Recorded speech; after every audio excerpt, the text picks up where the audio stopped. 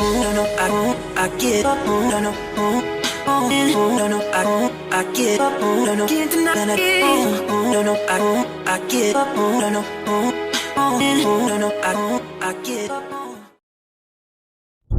Halo sobat-sobat RMI. Selamat datang kembali di RMI, Rangkuman Movie Internasional.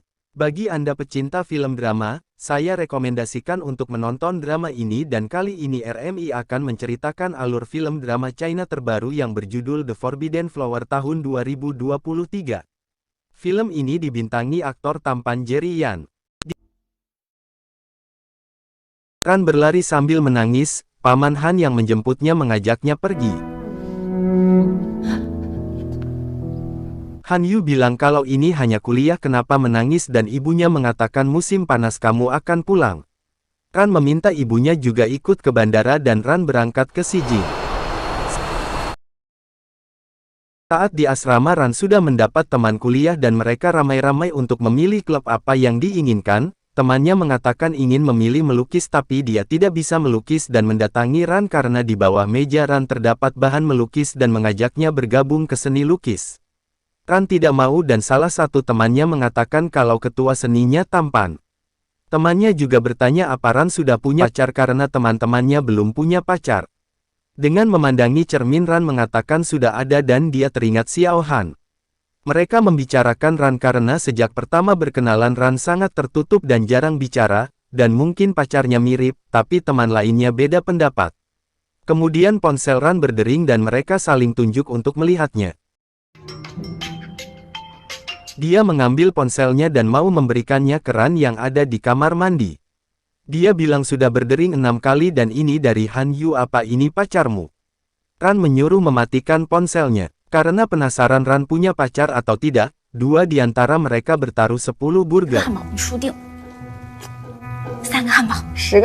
Ran sudah selesai di kamar mandi tapi ponselnya berdering dan dia mengangkat teleponnya. Rupanya itu dari Han Yu dan dia merindukannya karena tidak mencarinya. Ran bilang kalau tidak ada urusan akan menutup panggilannya dan Han Yu bilang jangan karena dia ternyata sudah ada di bawah asramanya dan menyuruhnya turun. Tapi Ran bilang kalau dia tidak ada di asramanya sedang ada urusan keluar lalu menutup teleponnya.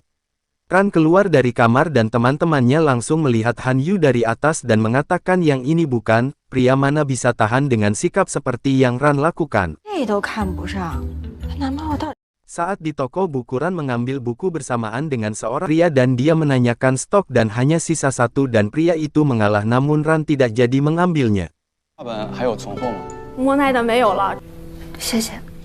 Pria itu terus melihatnya bahkan saat ada di kasir.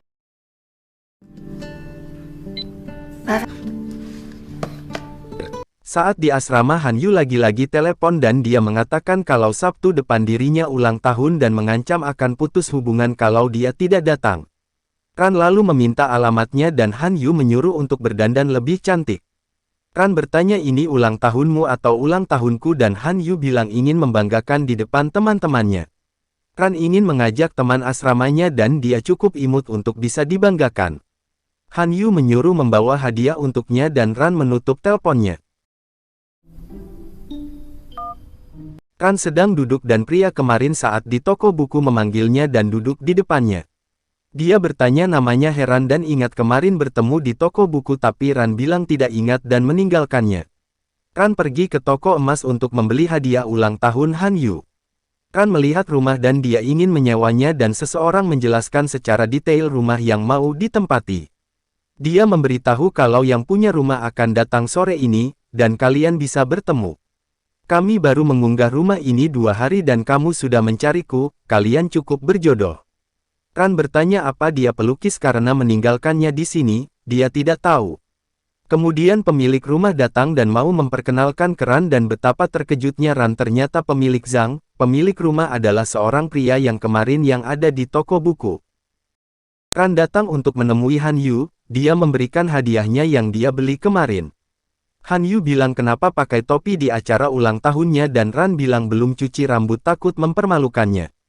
Han Yu membukanya dan bungkusnya seperti hadiah untuk kakeknya dan ternyata isinya kalung yang besar dan kuno. Ran bilang kalau dia ingat Han Yu pernah suka yang seperti ini dan Han Yu mengatakan kalau itu edisi terbatas dan tidak begitu berat dan berbeda. Ran bertanya apanya yang berbeda kalung ini lebih berat, berharga dan warnanya bagus. Han Yu bertanya kamu tidak membelinya di pasar malam yang kau sebut 1 meter 5 yuan itu kan dan Ran mengatakan kalau dia beli di toko emas murni. Kemudian Han Yu memperkenalkan ke teman band barunya dan kurang satu lagi yang datang seorang perempuan. Tidak lama kemudian dia datang dengan membawa kakak sepupunya dan ternyata pria yang beberapa kali bertemu Ran, dia terkejut Ran ada di sana. Teman band Han Yu langsung menyapa dan menebak nama Ran dan Ran malah bilang kalau tidak ada hubungan khusus dengan pria di sebelahnya. Mendengar itu Han Yu langsung bilang tolong jaga harga dirinya. Ran bilang kalau sudah ada yang menjaga harga dirimu sambil menoleh perempuan itu dan Han Yu bilang kalau jangan dengarkan omong kosong mereka. Ran ingin diantar kakak sepupunya karena kelihatan baik, namun Han Yu marah dan akan melawannya kalau berani.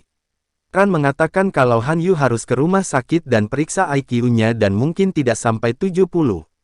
Saat mau ambil makanan, pria itu mendekatkan makanannya dan Ran bilang ke Han Yu kalau dia pandai bersikap daripada kamu. Kemudian sumpitnya juga terjatuh dan Han Yu berdiri dan bilang jangan ada yang bergerak. Saat Han Yu mengambil sumpit yang di bawah lagi-lagi pria itu memberi sumpitnya ke Ran. Lihat itu Han Yu bingung dan teman-temannya tertawa.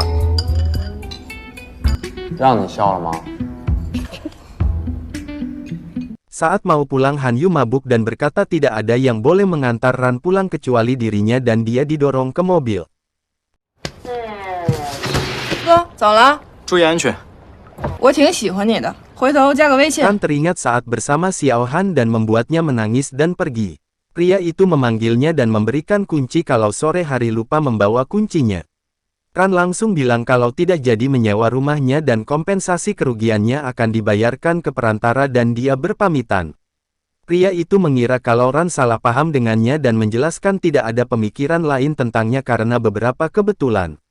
Dia juga menjelaskan kalau tentang namanya dia belajar dari melukis gurunya beberapa tahun dan bertemu ayahnya di rumah gurunya dan ayahnya beberapa kali menunjukkan fotonya saat kecil dan menurut pria itu wajahnya tidak berubah walaupun sudah bertahun-tahun.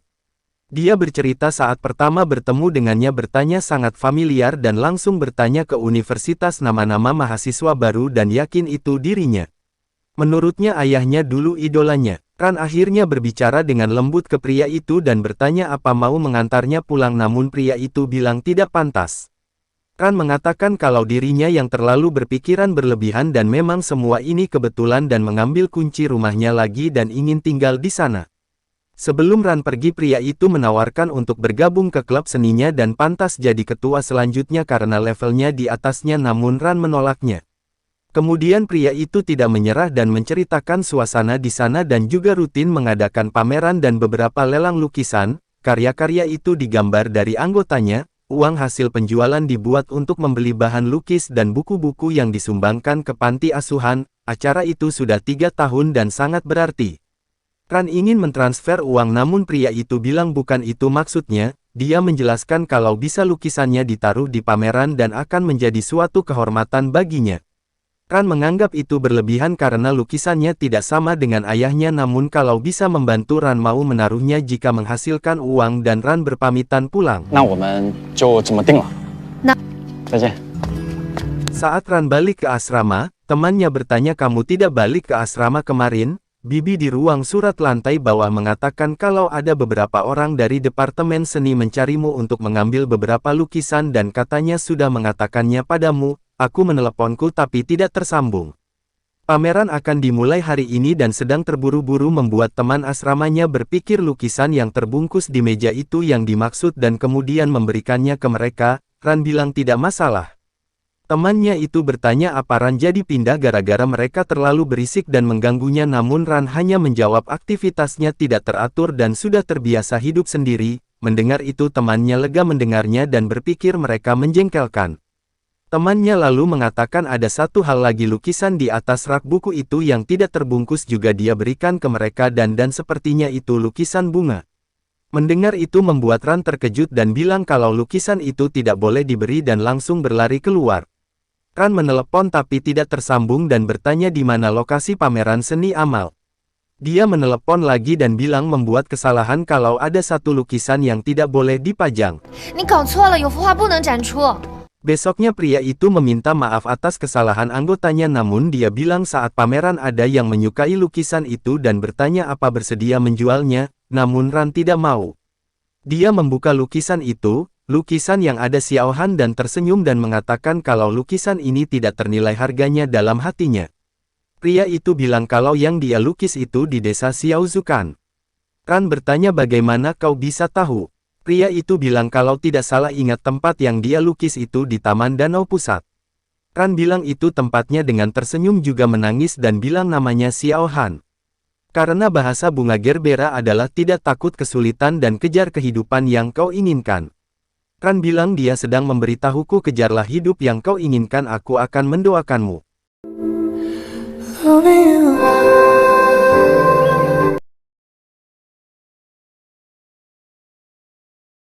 Han Yu dan temannya yang akan manggung melihat lokasi, temannya bilang kampung ini murah hati dan tata letak panggung apresiasi penggemar begitu megah. Pohon dan bunganya semua asli, Han Yu bilang aromanya seperti di hutan. Kemudian di balik bunga terlihat Xiao Han ada di sana, Han Yu yang melihatnya merasa pernah bertemu dengannya dan menghampirinya dan bilang desa Xiaozu, kau kerabat gadis kecil itu, kebetulan sekali. Han Yu bilang selalu mencium aroma hutan setiap kali bertemu dengannya dan bertanya apa gadis kecil itu masih tinggal di rumahnya. Temannya bilang jangan ganggu dia dan Han Yu mengatakan kalau dia bekerja di Xijing dan setengah tahun ini baru kembali ke Qionzu. Menurutnya tidak mudah untuknya kembali, malah bertemu dengannya dan kita berdua memang jodoh. Han Yu mengajak Xiao Han menikmati perayaan konsernya dan makan dan minuman bersama, namun Xiao Han menolak dan langsung pergi. Temannya bilang kalau pria itu tampan dan Xiao Han bilang gayanya itu hanya menarik perhatian gadis kecil dan dia juga hanya tukang kebun. Xiao Han pulang tapi ingat kalau tasnya ketinggalan dan dia kembali lagi. Saat mengambil tasnya dia teringat kata teman Han Yu. Kemudian dia melihat ke arah Han Yu. 找回了你的小孩。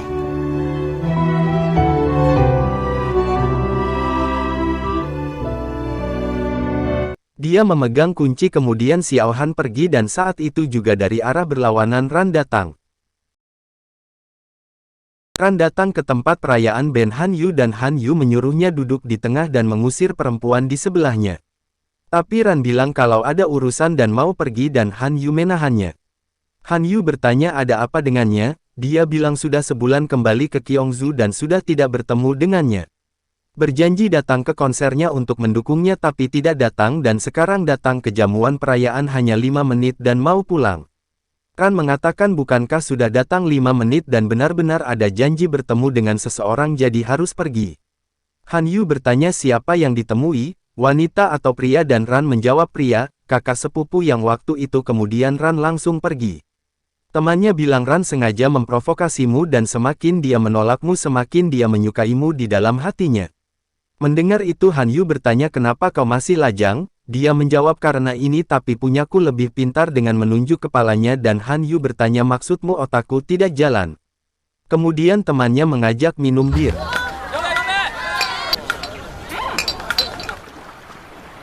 Ran bertemu pria itu dan duduk di pesisir pantai. Ran bertanya tentang magangnya dan pria itu bercerita sangat membosankan, tidak ada yang bisa dilakukan, dan sore hari mencari tempat untuk tidur dan melewati hari-harinya. Menurutnya ini semua diatur ayahnya untuk koneksinya, dia juga membuat CV dan melamar di beberapa perusahaan dan semoga tahun baru bisa mendapat pekerjaan. Ran bilang kau bilang begitu seperti sudah tahun baru, dan tidak menyadarinya. Pria itu mengatakan kenapa begitu cepat dan lebih baik bilang saat pukul 0 mengucapkan selamat, namun Ran bilang kenapa harus repot-repot. Pria itu bilang kalau tahun lama berakhir dan tahun baru semakin dekat, orang yang hanya memikirkanmu akan melakukan itu. Malam tahun baru tiba, Ran terbangun dari tidurnya karena merasakan sakit di giginya kemudian dia meminum obat. Ran mengambil HP-nya, karena HP-nya mati, kemudian dia mengecasnya. Saat memeriksa notifikasi dia menyekrol ke bawah dan ternyata ada pesan masuk dari Xiao Han dan mengucapkan selamat tahun baru. 新年快乐。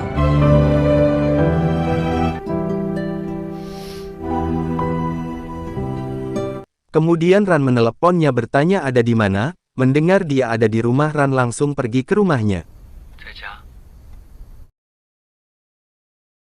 Ran datang ke rumahnya, namun saat kelihatan sepi dan memanggilnya juga mengetuk pintu tidak ada yang menjawab. Ran meneleponnya untuk memastikan, dan ternyata Xiao Han ada di kampungnya. 我在老家。 Let the flowers bloom. 'Cause I don't Pagi harinya Ran pergi ke kampung Xiao Han dan mencarinya. Dia menangis saat melihat pahatan kayu gambar kucing, kemudian Xiao Han muncul dari belakang. Ran langsung membalikkan badan, saat Xiao Han membuka jaketnya untuk diberikan kepadanya, Ran langsung memeluknya dan bilang merindukannya. 叶小涵，我想你。 Ran bertanya balik apa juga merindukannya. Xiao Han mengangguk. Ran mengaku kedinginan walaupun sudah memakai jaketnya. Xiao Han menyalahkan kenapa berpakaian sedikit dan Ran menjawab dia datang dari Qionzhou dan tidak tahu kalau di kampungnya begitu dingin. Dia bilang karena untuk menemuinya, hanya memakai satu helai pakaian. Kemudian Xiao Han memeluknya dan Ran bilang di sini paling hangat. 这里最暖和。 Kemudian Xiao Han mencium keningnya. Xiao Han mengajaknya ke rumahnya. Di jalan Ran bertanya suku apa karena bajunya bagus dan Xiao Han menjawab suku Qiang. Karena Ran menyukai bajunya, Xiao Han mau memberikan satu set baju baru miliknya. Xiao Han menyuruhnya hati-hati karena jalan di depan tinggi. Setelah sampai di rumahnya Ran tertidur dan Xiao Han menyelimutinya juga memberikan satu set baju baru suku Qiang. Ran terbangun dan dia tersenyum dan memeluk baju Xiao Han. Dia juga melihat baju yang disiapkannya. Tiba-tiba ada seorang anak perempuan membuka pintu dan Ran mengira itu Kuan Kan dan ternyata itu kakaknya, Tong Tong, dan Kuan Kan pergi ke rumah neneknya. Dia mengatakan kalau pamannya menyuruhnya tidak membangunkannya dan biarkan tidur nyenyak. Ran bertanya di mana pamannya dan dia bilang pamannya sedang memasak. Ran kembali bertanya apa pamannya di sini memasak dan dia bilang tidak, ini karena kamu ada di sini. Dia juga bilang kalau pamannya benar-benar menyukaimu dan rela melakukan apapun untukmu. Ran mengatakan kalau mulutnya manis sekali dan mengira pamannya yang mengirimkan khusus untuk membuatnya senang. Dia bilang tentu tidak karena pamannya bukan orang seperti itu. Dia memberitahu kalau bisa lihat dari cara memandangnya dan tahu cerita di desa Xiaozhou. Xiao Han menyiapkan makanan, dan Ran turun dengan Tong Tong. Xiao Han memperkenalkan ibunya ke Ran dan ibunya dari suku Qiang dan ayahnya dari suku Han. Xiao Han mengikuti marga ayahnya. Ran memakannya dan bilang tidak segan karena sudah lama lapar dan saat mencobanya Ran memuji Xiao Han dan bilang pandai memasak. Ran bertanya kenapa ibunya hanya tersenyum dan tidak bicara kepadanya. Xiao Han bilang kalau ibunya sudah lama di sini dan tidak pernah bepergian jauh, jadi tidak begitu mengerti bahasa kita dan Ran menyuruh menerjemahkannya. Ran menyuruhnya mengatakan ke ibunya kalau aku hanyalah teman, bukan menantu yang mau diperkenalkan ke orang tua. Xiao Han bertanya apa kau yakin, dan Ran mengatakan yakin. Dia balik bertanya apa kau tidak yakin. Lalu Xiao Han bertanya ke ibunya dengan menggunakan bahasa daerah di sana. 经被定位。 Tong Tong yang mendengarnya tertawa. Ibunya langsung mengatakan rumahku kedatangan tamu terhormat, dia juga cantik dan sangat cocok. Xiao Han bilang ke Ran kalau dia tidak salah paham dan kamu adalah tamu dan banyak tempat indah di sini, apakah kamu mau jalan-jalan? Ran curiga dan bertanya apakah kau benar-benar menerjemahkannya, tapi kenapa ibumu kelihatan tenang dan bahagia? Ran bertanya ke Tong Tong apa pamannya menerjemahkannya dengan benar. Xiao Han langsung berkedip padanya dan Ran langsung melihat Xiao Han. Namun Tong Tong bilang kalau pamannya tidak membohongimu, paman tidak pernah berbohong. Ran bertanya apa di rumahnya tidak ada sinyal karena akan melakukan panggilan nanti dan Xiao Han bilang harus pergi ke puncak gunung maka akan ada sinyal. Xiao Han menyuruhnya cepat makan dan akan membawanya nanti. Xiao Han ke kamarnya Ran dan memberinya jaket karena di gunung sangat dingin harus memakai jaket yang tebal. Ran mengatakan kalau jaketnya bagus dan hangat. Xiao Han bilang kalau kau suka untukmu saja dan Ran langsung bilang ternyata kau murah hati dan langsung bilang apa barang berharga, berikan kepadaku. Xiao Han langsung memberikannya. Ketika membukanya dia bertanya apa ini dan Xiao Han menjawab tabung oksigen. Xiao Han menjelaskan kalau di sini dataran tinggi dengan ketinggian laut yang tinggi. Xiao Han takut Ran kewalahan saat mendaki dan memberikan itu untuk berjaga-jaga.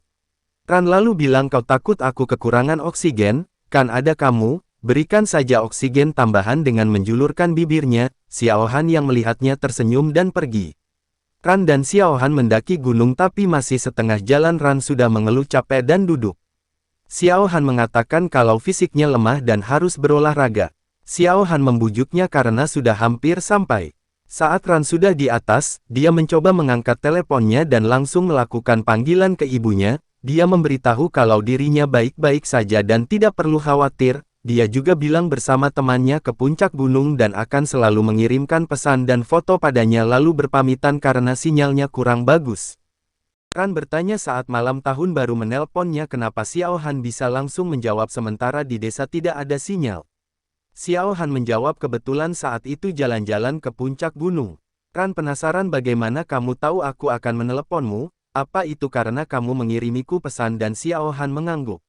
Ran menjelaskan kalau nomor itu sudah lama tidak dipakai, kalau saat itu dia tidak membukanya, berapa lama lagi kau akan menunggunya di sini, 1 jam, 1 malam, 1 hari atau lebih lama.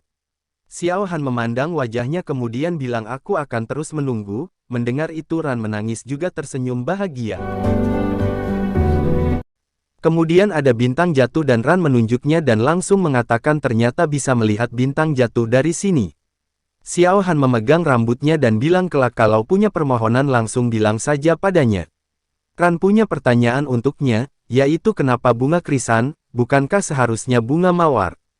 Xiao Han menjawab karena musim berbunga ya, bunga krisan berbunga lebih telat. Ran memberitahu kau kan bilang. 你是我最后一个女人。 Ran merasakan sakit di kepalanya dan Xiao Han menanyakan tabung oksigen yang dia berikan. Ran mengulurkan tangan kosong dan bilang membawanya akan merepotkan jadi dia meninggalkannya di kursi.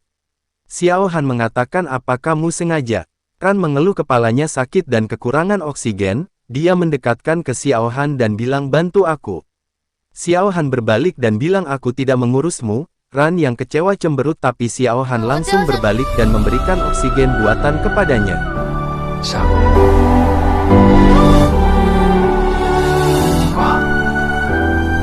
Pagi harinya Ran memakai baju dari suku Qiang dan Tong Tong bilang kalau dia gadis paling cantik yang memakai gaun ini, dan nenek mau memberikan hadiah untukmu.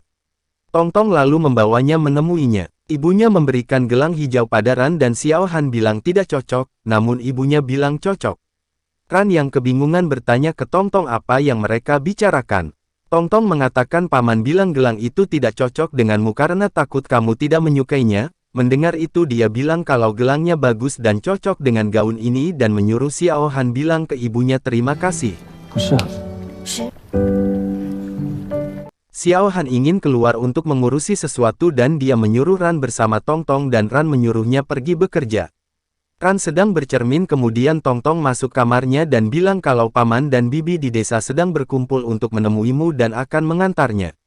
Ran mengatakan kalau tidak bisa bahasa mereka dan Tong Tong menjelaskan kalau banyak yang bisa bahasa Mandarin dan aku juga bisa jadi penerjemahnya. Saat sudah di sana Tong Tong memamerkan Ran ke warga sekitar kalau bibinya cantik.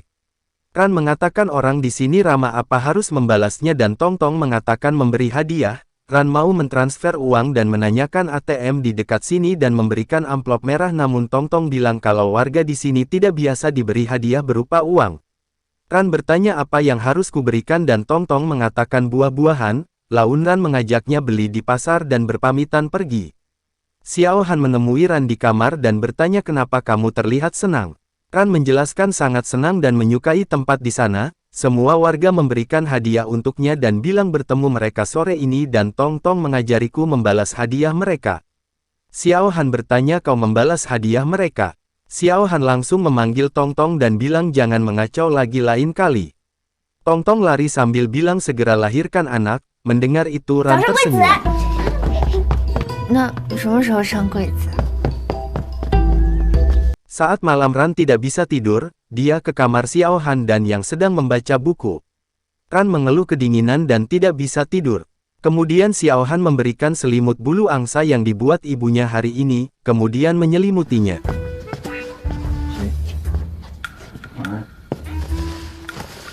Ran tidak tidur, malah dia pergi lagi ke kamar Xiao Han dan bilang kalau selimutnya terlalu tipis dan masih tidak bisa tidur. Xiao Han menyuruhnya kembali dan akan segera datang. Xiao Han membawakan tas penghangat dan menaruhnya di ranjangnya dan menyuruhnya tidur.